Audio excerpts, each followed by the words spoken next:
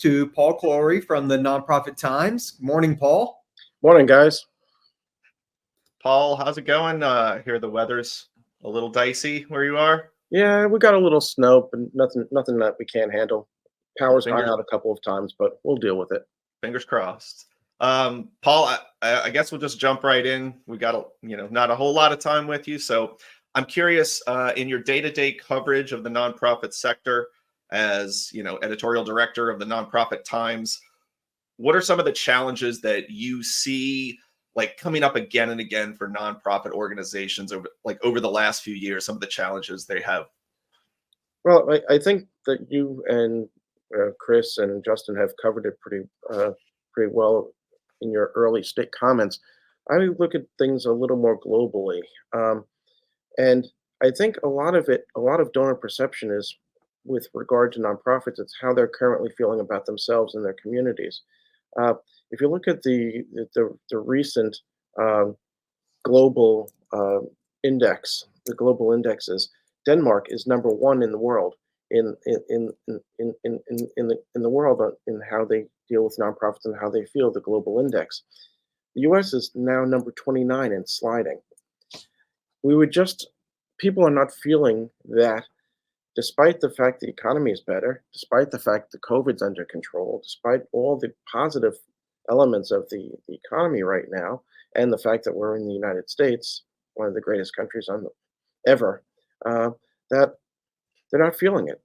Donors are just not feeling it. And we're talking about donors vaporizing on the middle levels and the lower levels, but that seems to be a United States phenomenon. Justin, you were out at the Microsoft Global Leaders Summit not too long ago, as I was. Everybody I talked to from the Global South said, we're not having this problem. Our donors are growing. I talked to a number of fundraisers in Europe who said that their donors are growing. So the question becomes, with all the data that we have in the United States on donors, why are we losing them? So that seems to be the question. Are we and the fact that we've got so much data on donors, in some cases, in some countries, the amount of data that in the United States is illegal in other parts of the world. The whole concept of a data lake, the whole concept of a cooperative database, you can get arrested in some parts of the world for having those. And yet we've got all this information, and yet the donors are going away. Whereas in other parts of the world, without all that information, it seems to be growing. So the question for fundraisers and folks like yourself is, what are we doing with the data, and how can we better look at the data so that we don't lose all these donors? I love the way that you frame the global conversation, and just a shout out to folks like Kaz McGrath and Ryan Gennard, even in Australia. And there's explosions of giving that are happening on that part of the globe as well. As you mentioned, had a chance to visit with many global leaders at the recent Microsoft Global Nonprofit Leaders Summit. And yes, it's a little bit like, it takes us back, right? Like we're thrown off by some of these pieces, and yet we are struggling to figure out, in many cases, the changes to make. So in the US, where we see these declines in donor participation, it feels like it's the right time for organizations to change their strategy, to change the way that they either approach the data that they have, the data that they're collecting, the data that they're activating and orchestrating, to maybe change the way that they listen. What do you see specifically in the US as the things that hold nonprofits back from making those changes, and how do they overcome whatever those hurdles may be? And you're not going to want to hear this, but I think I call it TMI fundraising, too much information, and it's really starting to get in the way of making an ask. The math involved with doing fundraising. I remember the disabled American veterans, for example, would get a couple of bucks, literally dollar bills, in the mail, and they would be grateful for them. They'd be happy. I mean, they weren't the best world's best donors, but it was somebody in the United States somewhere that said, you know, DAV is a great organization. I'm going to send them what I can. And in some cases, they actually got change in an envelope. Hmm. We've gotten to the point in the United States in fundraising where a $10 donor is not looked upon with the great joy that they should be. And when you look at the economics in the United States, where the between the haves, the have some, and the have nots, Hmm. I mean, there is a great divide. And if somebody can give you $10, you should be grateful. You shouldn't be avoiding those people, and you should be talking to you guys or somebody else about upgrading. And how do you upgrade that donor? How do you keep that donor? Now, if that donor gives you $10 4 times a year, that's a nice one-time gift, you know. And we're using so many economies of scale in terms of direct mail, in terms of digital, that it really isn't going to cost you that much money to get those $40. I mean, how many times does somebody send out a direct mail appeal?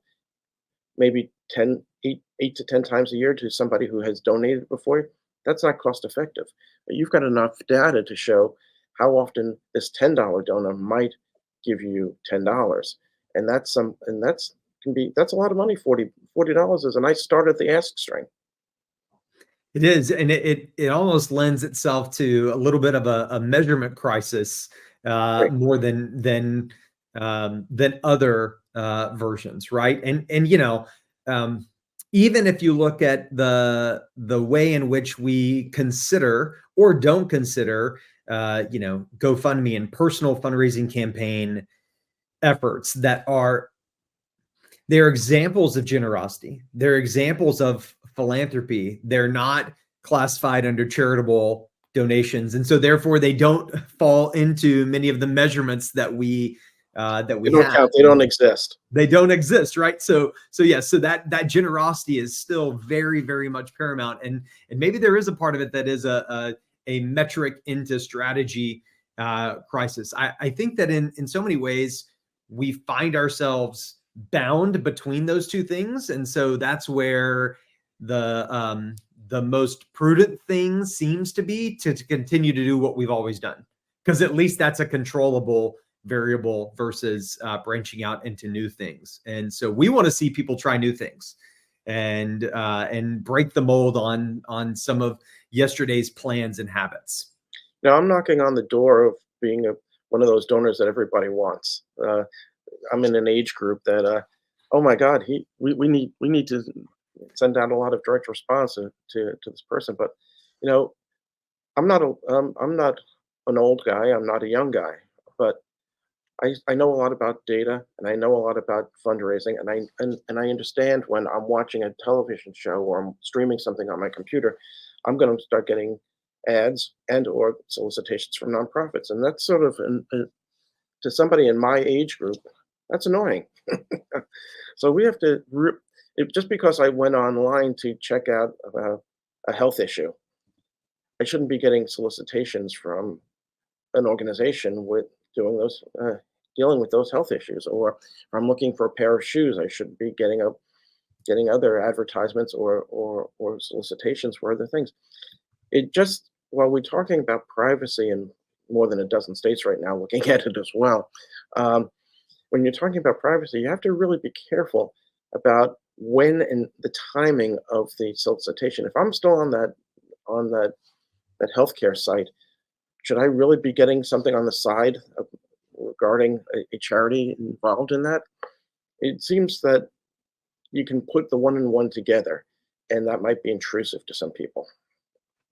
It's like we're missing the context of data, right? Like you talked about, Europe and other areas not having as much data. We have maybe, in the US, we have so much data, we're using it, the wrong pieces of it, or not applying it properly to really build those stronger relationships. Like, do you think it's creating too much noise? Like you said, everywhere you go, you're getting hammered with ads. And is that maybe the challenge we're facing? Well, that's a challenge, but I think that's for the national large scale nonprofits that are doing that. I mean, I think if I walk up the block or to the local theater, I'm still going to buy a ticket. I'm still going to the local food bank. I'm still going to write them a check every month, or bring a box of food up there a couple of times a year. After I've gone to Costco and saw a bunch of deals there, and brought a box of food up there. But I think that you really have to bring it home. That message really has to bring it home, what it's doing in the community, what it's doing to your friends, not necessarily you, but the people on your block. Now, as somebody who's done volunteer EMS work for 40 years, God, I feel old all of a sudden. Um, You said you weren't old. you look at a house and you say, wow, that's a great house. Then you get an EMS run to that house and you go inside and find out there's domestic violence going on, or the fact that somebody in the house has lost their job 6 months ago. You just didn't know that because they were always coming out of their house and waving.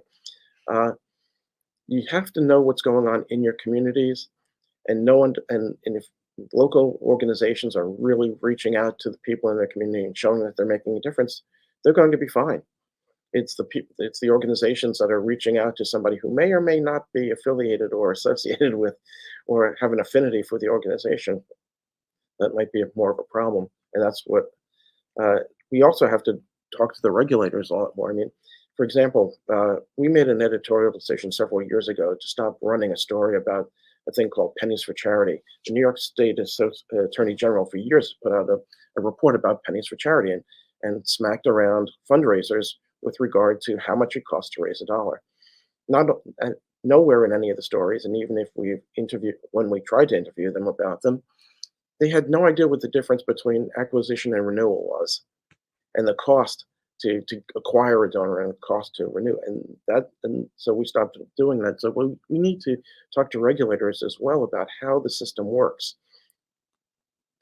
I think that we're aligned in so many of our perspectives, Paul, and that scares me. and maybe not necessarily in our music choices, but we're aligned in a lot of the way that we think about the sector and where the sector's at, and the challenges in the sector. And so, that's a part of the impetus for us to put the compass out inaugurally this year, but to think about that even going forward, is that we do think that the sector needs some beacons to navigate towards, and one of them being about thinking around the context of the people that you're talking to, and that audience first mindset, which too often turns into kind of smoke and mirrors elements of other pieces. And instead, to your point, and even as we see some of the comments rolling in, that in some cases a $10 donation, it may not register in terms of some of the analysis that we're doing, but it still means that someone is investing in your cause. Exactly. And so finding a way to understand who that person is super powerful and so necessary as we, connect the dots and then think dimensionally about those individuals who are contributing at all levels. Yeah, I think you're right. I think that sometimes we forget our neighbors. Sometimes we forget that somebody might not be doing as well, or somebody might be doing very well. And if you're in a community, $100 is really terrific. $10 can really make a difference. You know how many cravats we can buy for $10 to help when we go out on an EMS run? Yeah. So yeah. it's every dollar means something to somebody. Yeah. And there should be a gratefulness about giving on both sides of it. And it's one of the things that we love so much about the sector that we work in, is the pervasiveness of purpose. And so we hope that the compass in and of itself, and that us facilitating these conversations, even the live stream today, it helps us reignite and maybe fan that flame of purpose, and think about how that translates into the way that we take our causes to market. So Paul, thanks for spending some time with us this morning. Stay warm.